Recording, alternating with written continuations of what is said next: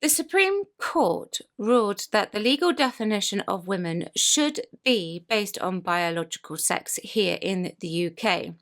This caused a massive meltdown from activists, believing that their rights to female spaces had been taken away, which it has.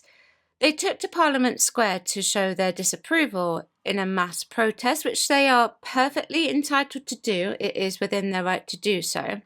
I thought that we would take a look at some of these TikToks to see what was going down at this protest where they defaced a suffragette's statue and see if we agree or not. Hello and welcome back to Chat About It, Don't Shout About It with me, Rachel, the Queen of the Woke, as crowned by one of my haters. Don't forget to like, share and subscribe to the channel. Switch on the notification bell so that you know I am releasing another video. Thank you to everyone who has joined me already. I cannot run this channel without you. I release a Doctor Who video on a Sunday, and then for the woke news, for anyone who subscribes for that, I cover during the week. Let's take a look at these TikToks. What do we want it now? What do we want? Trans rights. When do we want it now? What do we want? Trans rights. When do we want it now? Population. I agree. You should have trans rights. I do agree with that. There should be rights specifically for trans people, so long as those rights do not infringe on men's rights and women's rights. Because, you know, if you think about it, if men's rights can't infringe on women's rights, or women's rights can't infringe on men's rights, then trans rights shouldn't infringe on either men or women's rights. We should all have our own rights based on either our biological sex or if you are trans. It should be separate. That's what I think about that. Instead of building structures that...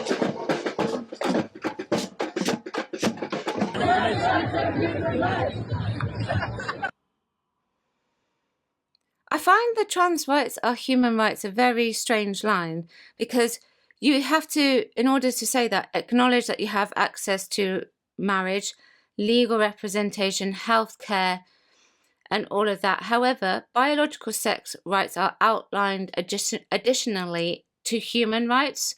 The human right is something that everyone is allowed. Like your right to protest, that's allowed. That's a human right. So, yeah, I don't often always understand that one. In the women's changing rooms where I had to change at work every day, I had no choice. This is the life, this is how you earn your money when you are living still.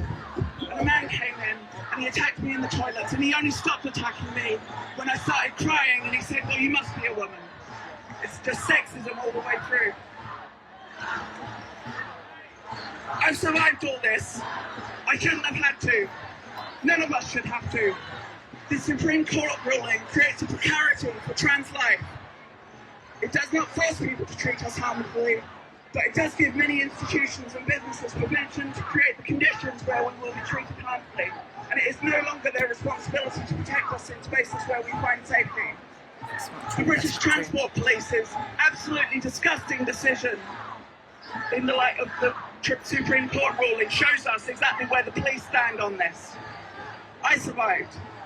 The difference between then and now is that we have so much more support than we used to. There are so many more of us who have come out and become visible than used to be. We're going to win because we know what we have to do to win. They cannot keep pushing the risks and the contradictions of attitudes to sexual difference onto trans people. So let's push the crisis back onto them. That person implied that they were going to be discriminated against. That's not necessarily true. The Supreme Court did say that discrimination still wouldn't be accepted against trans people. But this person also mentions the British Transport Police. So to clear that up, I don't know if people know this, but the Transport Police updated their policies on strip searching. Trans people will now be strip searched in accordance with their biological sex.